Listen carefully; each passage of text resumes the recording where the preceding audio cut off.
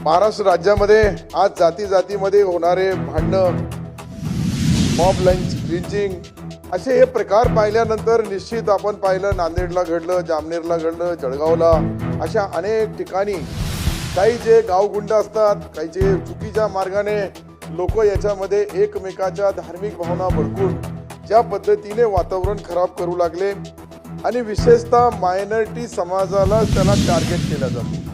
त्या सिल्लोडमध्ये पाहिलं तर कोणी म्हणतो बांगलादेशी आहे, कोणी म्हणतो कुठलचे आहे, आणि आम्ही म्हणतो बांगलादेशी असेल तर जरूर त्यांच्यावर कडक कारवाई करा.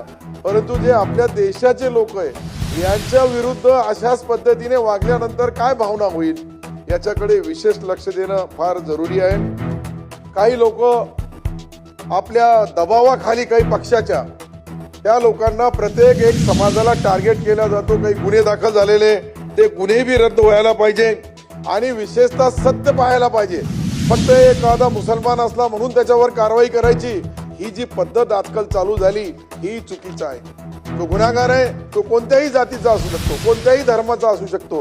प्रत्येक जातीमध्ये, प्रत्येक धर्मामध्ये काही लोक असतात समाजकंटक, आणि त्यांच्यामुळं पुरा समाज बदनाम होतो. याच्याकडे ही विशेष लक्ष देणं फार जरुरीचं आहे.